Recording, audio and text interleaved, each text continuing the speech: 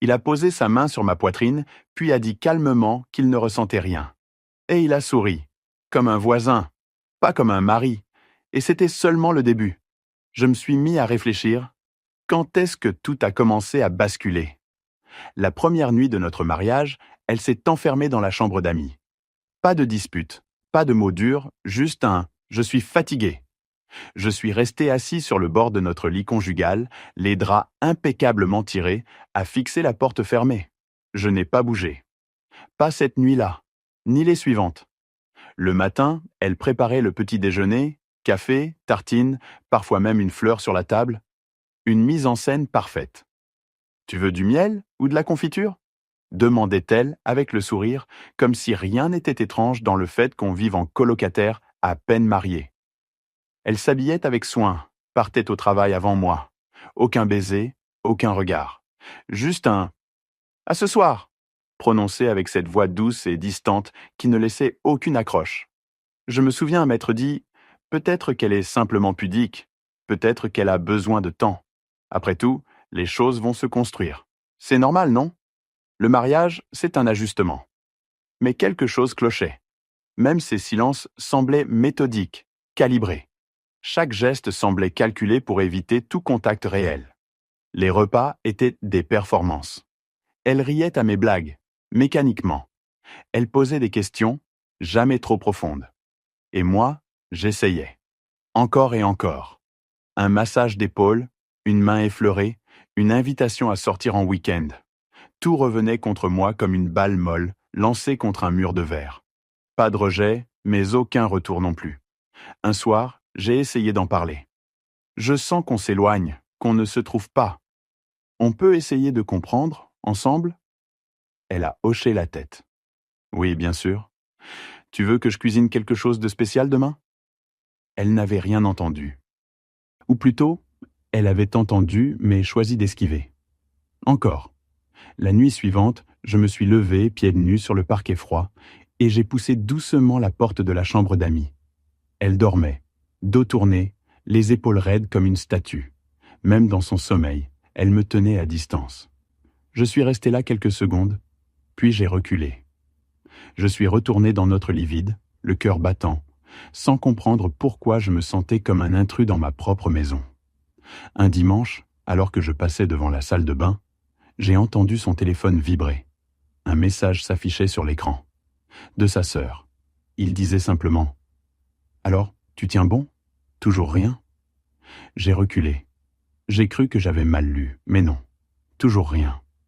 Comme si quelque chose avait été planifié. Comme si elle suivait un plan, un agenda. Et moi, là-dedans, qu'est-ce que j'étais ? Le soir même, je l'ai regardé, vraiment regardé.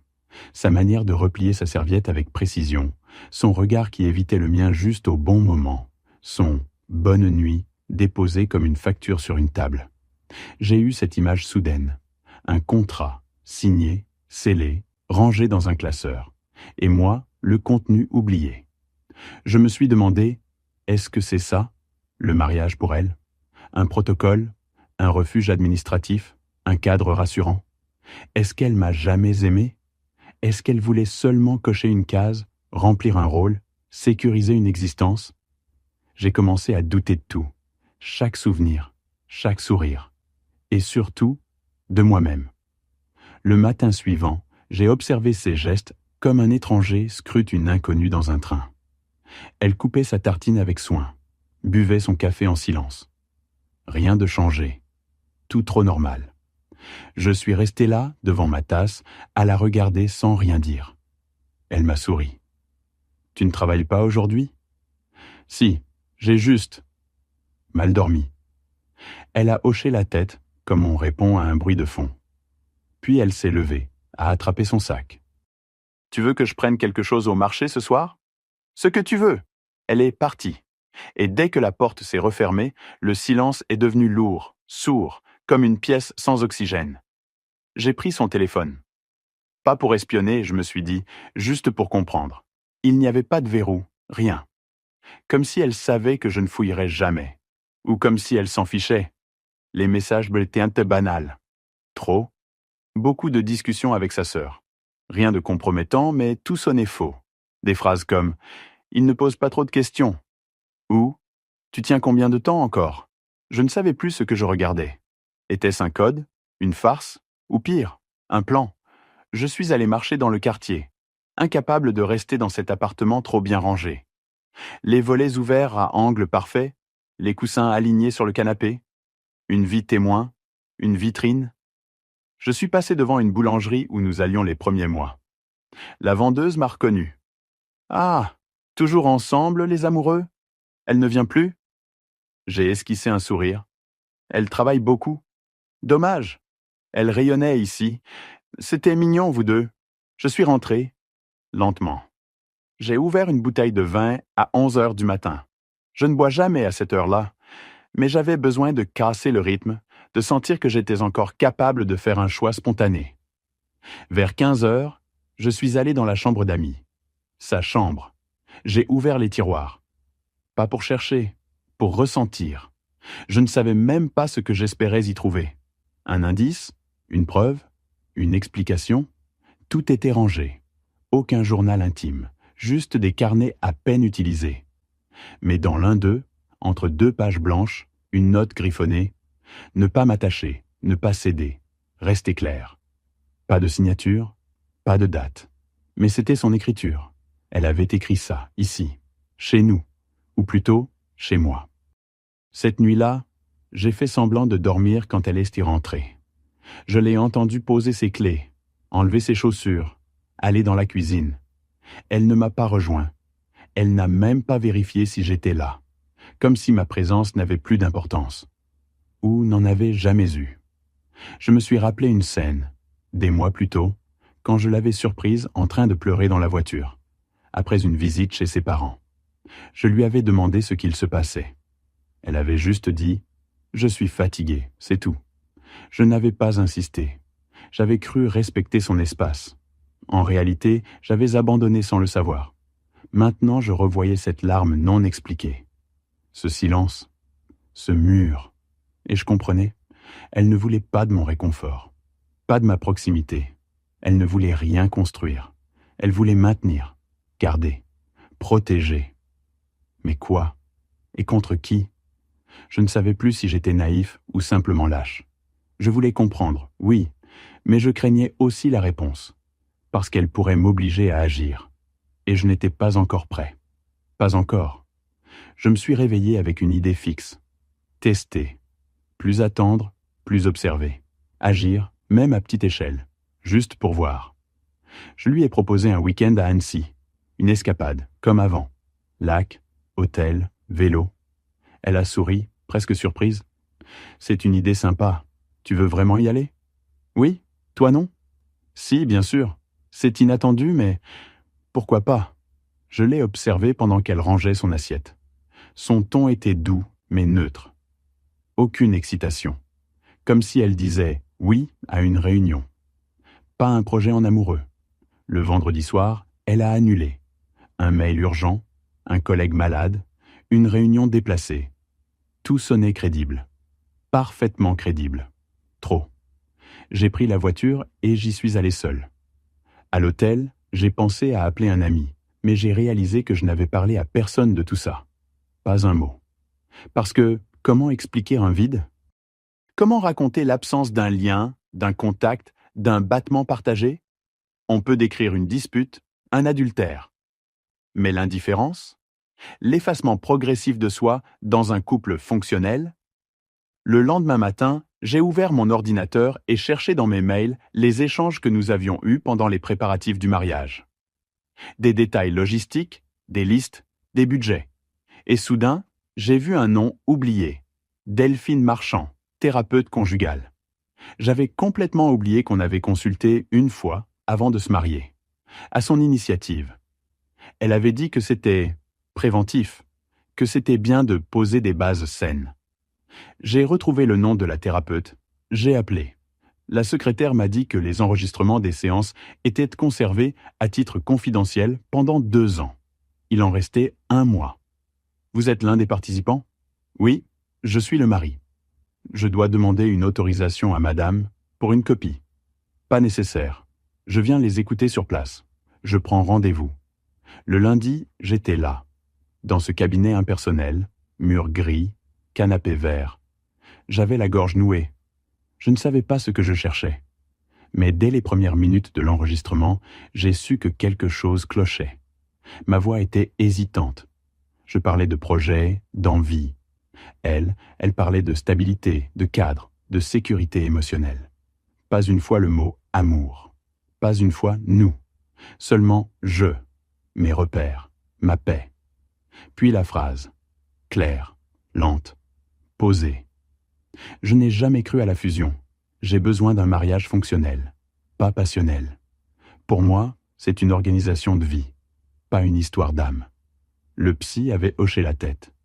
Et moi, j'avais souri. J'avais dit, moi aussi, je cherche quelque chose de construit, pas d'illusoire. Mensonge. J'avais dit ça pour ne pas la perdre. Parce que je l'aimais, ou croyais l'aimer. Mais elle ne jouait pas. Elle annonçait ses termes, noir sur blanc.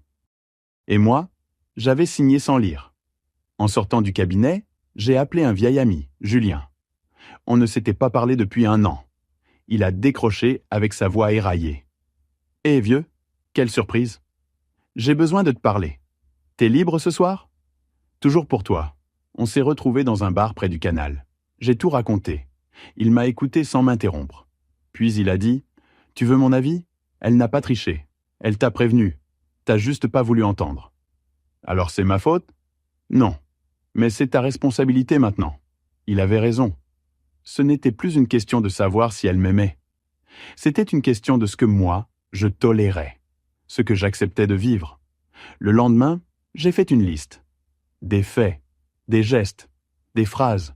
Et en bas, j'ai écrit « Si c'était un ami qui me racontait ça, qu'est-ce que je lui dirais ?»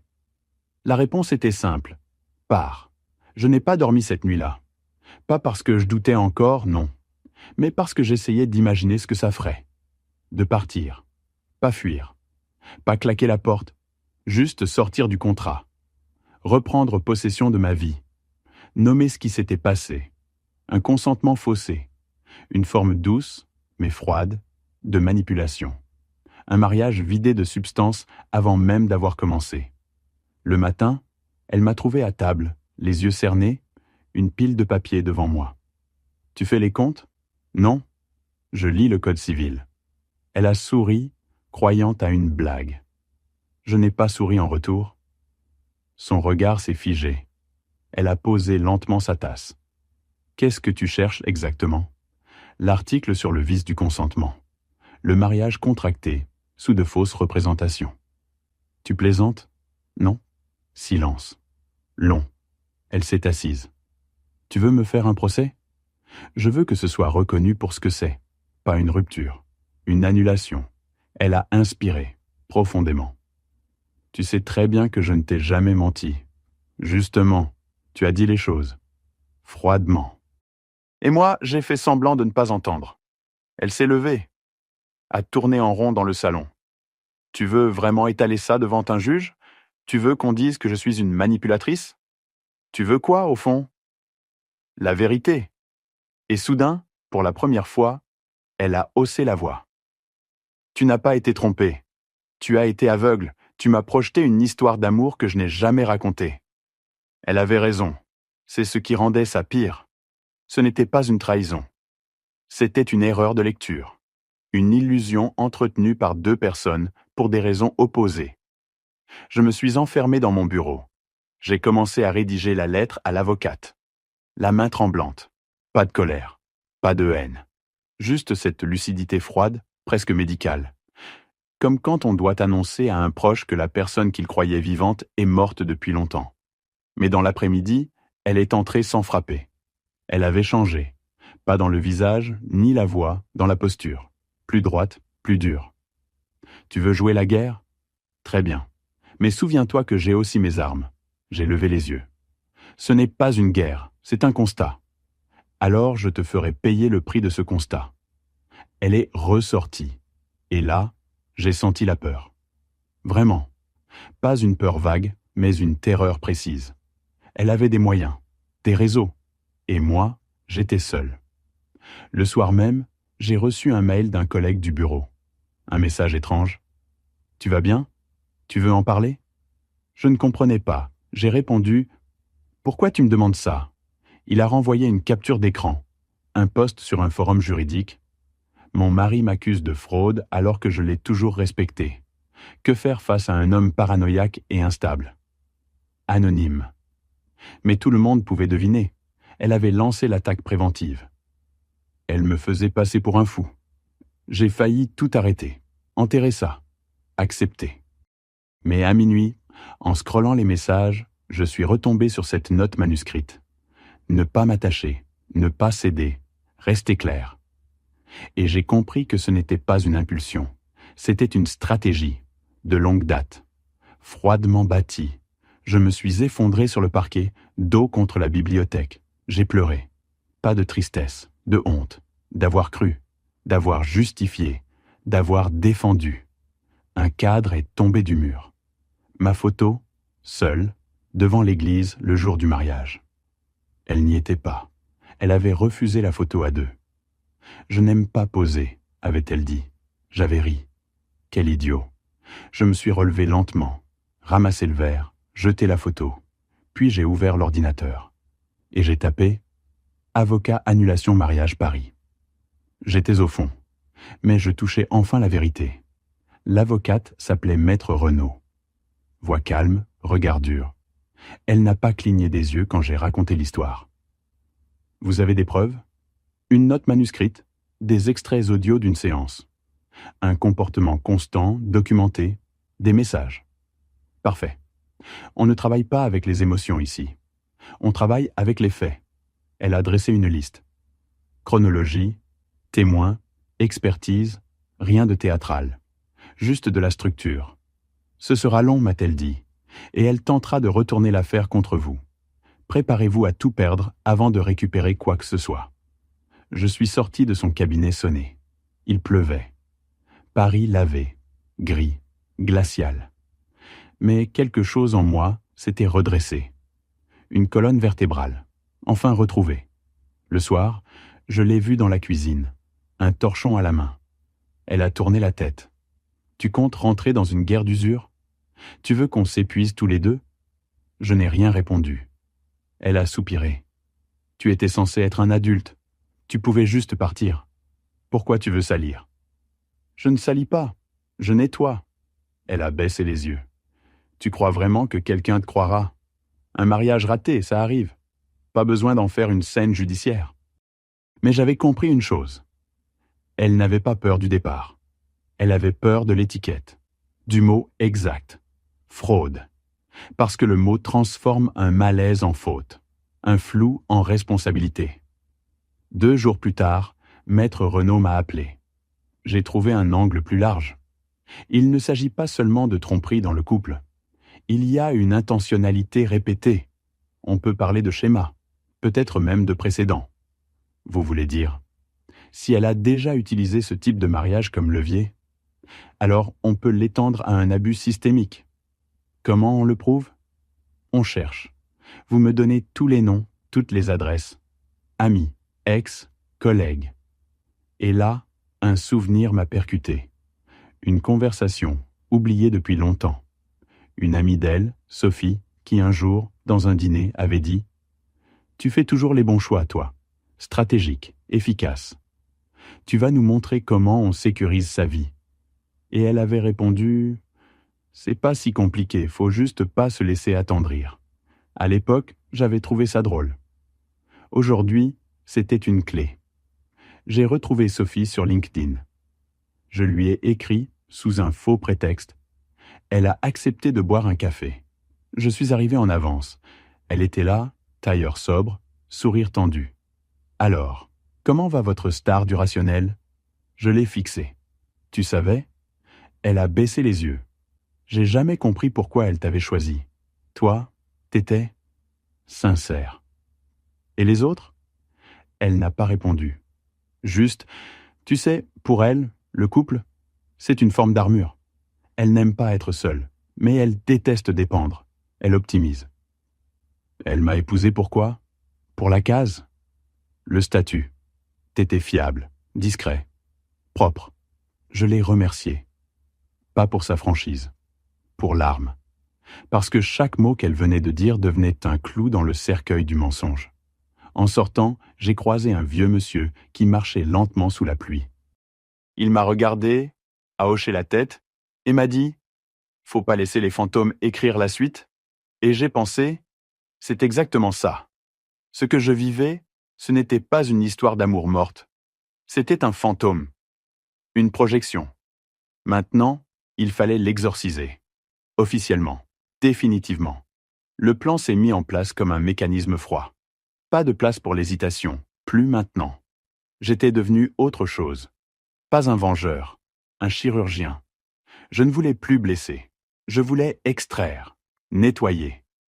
Maître Renaud m'a donné un calendrier précis. On dépose le dossier dans 10 jours. Il faut que tout soit prêt. Témoignages, pièces, éléments factuels. Et elle va sentir venir le coup. C'est le but. On veut qu'elle panique, qu'elle montre enfin le vrai visage. La pression montait. Mais, étrangement, je ne ressentais plus la peur. Juste cette clarté, presque glacée, qui précède la tempête. Je me suis rendu à une réunion chez mon éditeur. J'avais promis de rendre un manuscrit, mais je n'avais pas écrit une ligne depuis des mois. Mon rédacteur, Antoine, m'a regardé longuement. « Tu n'as pas besoin d'écrire sur autre chose, tu sais. Écris sur ça, ce que tu vis. Qui voudrait lire ça? Tout le monde, parce que c'est la vérité. Et la vérité, bien dite, c'est plus rare qu'un bon roman. Je ne lui ai rien promis. Mais le soir, pour la première fois depuis longtemps, j'ai ouvert mon carnet. J'ai écrit 1 page, puis 2, et sans m'en rendre compte, j'ai rempli 10 feuilles. Chaque ligne brûlait et soulageait. 2 jours plus tard, j'ai reçu un message de Sophie. Elle a compris que je t'avais parlé. Elle m'a appelé. Elle est furieuse. Je l'ai remerciée, puis j'ai attendu. Le samedi, elle m'a proposé un dîner. Je veux parler, calmer les choses. On peut au moins rester digne, non? J'ai accepté. Pas pour parler, pour observer. Elle avait mis une robe qu'elle ne portait plus depuis longtemps. Elle avait préparé une table parfaite, bougies, vin, assiettes assorties. Le tout avait un parfum d'adieu ou d'ultime tentative. « Je t'ai peut-être blessé », a-t-elle dit d'une voix posée. Mais ce n'était pas volontaire. Je sais, c'est ça, le pire. On peut repartir autrement, recréer un lien, pas comme avant, mais mature. Non, on ne recrée pas sur du faux. Elle m'a regardé longtemps, puis elle a posé sa main sur la mienne. Tu es plus dur que je pensais. Non, je suis juste enfin moi. Silence. Elle a murmuré. Si tu fais ça, tu me détruis. J'ai répondu sans lever les yeux. Tu t'es construite sur une version de moi qui n'existe plus. Ce n'est pas moi qui détruis. C'est toi qui refuses d'admettre la fin. Le lundi, Maître Renaud m'a informé qu'un ancien collègue de mon épouse, un certain Jérôme, acceptait de témoigner. Il avait, lui aussi, eu une relation ambiguë avec elle des années plus tôt. Même logique, même schéma. On touche à une mécanique, dit Maître Renaud. Pas une erreur, une méthode. Et c'est là que j'ai compris que mon histoire ne m'appartenait plus seulement. Elle faisait partie d'un tissu plus large, et que, si je ne l'amenais pas à la lumière, je laissais ce tissu se répandre. Le soir, je suis allé marcher, le long de la Seine. Le vent était coupant, les péniches immobiles. Un homme jouait de l'accordéon près du pont Neuf. Des enfants couraient. Et moi, là, au milieu de la ville vivante, je me suis senti enfin, distinct, plus mari, plus victime, plus spectateur. Un homme debout, qui allait jusqu'au bout. Le jour de l'audience, le ciel était blanc, presque aveuglant. Tout semblait suspendu. Même les pigeons, même les klaxons. Je suis arrivé tôt, trop tôt. Maître Renaud m'a retrouvé devant le tribunal. Tailleur noir, dossiers à la main, regard dur. Elle a pris un avocat agressif. Préparez-vous à être provoqué. Ne répondez pas. Laissez-moi faire. Je suis prêt. Non, mais on y va quand même. Dans la salle, elle est entrée 10 minutes après moi. Accompagnée. Tailleur gris-perle. Pas un regard pour moi. Mais j'ai vu son menton trembler, à peine. Son avocat, jeune, carnassier, a tout de suite pris le devant. Mon client subit une campagne de dénigrement. Un divorce aurait suffi? Monsieur veut salir, humilier. Je n'ai rien dit. J'ai juste croisé les mains. Maître Renaud a pris la parole. Ce n'est pas un divorce. Ce n'est pas un conflit. C'est un contrat vicié. Mon client a été induit en erreur sur la nature même de l'engagement. Nous avons des preuves. Audio, écrite, orale. La juge a demandé les pièces. La salle était glaciale. Chaque cliquetis de stylo résonnait comme un coup de marteau. Puis elle a écouté l'enregistrement. Le silence s'est épaissi. La voix de mon épouse dans les haut-parleurs. Je n'ai jamais cru à la fusion. Le mariage, pour moi, c'est un cadre de stabilité. Pas une passion, pas un don, pas de réaction dans la salle. Mais je l'ai vue, elle, figée, comme surprise d'entendre sa propre voix, comme si quelqu'un avait mis en lumière ce qu'elle pensait pouvoir garder dans l'ombre. Puis le témoignage de Sophie, puis celui de Jérôme, par écrit. Tous confirmaient le même mode opératoire, le même langage, la même stratégie. Son avocat a tenté une dernière manœuvre. Rien ne prouve qu'elle n'aimait pas mon client. Le cynisme n'est pas un délit. La juge a levé la tête. Non, mais tromperie intentionnelle, oui. Une pause a été prononcée. 10 minutes. Je suis sorti dans la cour. Elle m'a suivi. S'est approchée lentement. Tu es content? T'as gagné? Non. Personne ne gagne ici. Tu crois que ça va te rendre quoi que ce soit? T'as détruit ce qu'il restait. Je l'ai regardé. Longuement. Tu veux savoir ce qu'il restait? Un homme vidé, seul, honteux, qui passait ses nuits à se demander ce qu'il faisait de travers. Ce que t'as détruit, c'est moi. Ce que je reprends, c'est moi aussi. Elle a tourné les talons. Quand la juge est revenue, le verdict est tombé, net, clair. Le mariage est déclaré nul pour vice du consentement. L'annulation est prononcée avec effet rétroactif. Aucune pension, aucune obligation. Une page blanche. Son visage n'a pas bougé. Mais ses mains tremblaient. Son avocat a rangé les dossiers sans un mot. Moi, je suis resté assis, 1 minute de plus, pour respirer, pour ne pas tomber. À la sortie, il y avait un petit attroupement. Des passants, des curieux, un journaliste peut-être. Elle a accéléré le pas. Moi, je suis resté là, face au palais de justice, le cœur battant. Un homme m'a tendu un micro. Vous souhaitez faire un commentaire? Non, aucun commentaire. Cette histoire est finie. Et je suis parti. Pas comme un héros, pas comme un vainqueur, comme quelqu'un qui n'a plus besoin de se battre, parce qu'il a nommé ce qui devait l'être, et que le reste n'a plus d'importance. 1 mois plus tard, j'ai croisé son reflet dans une vitrine.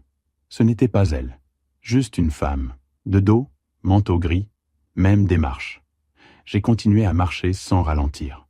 Chez moi, le silence avait changé. Plus dense, mais vivant. J'ai redressé les tableaux, déplacé les meubles. J'ai même repeint la chambre d'amis. Couleur chaude. Elle n'existe plus, cette pièce. J'ai écrit la dernière phrase de mon manuscrit un mercredi soir, sans relire. Puis j'ai refermé le carnet.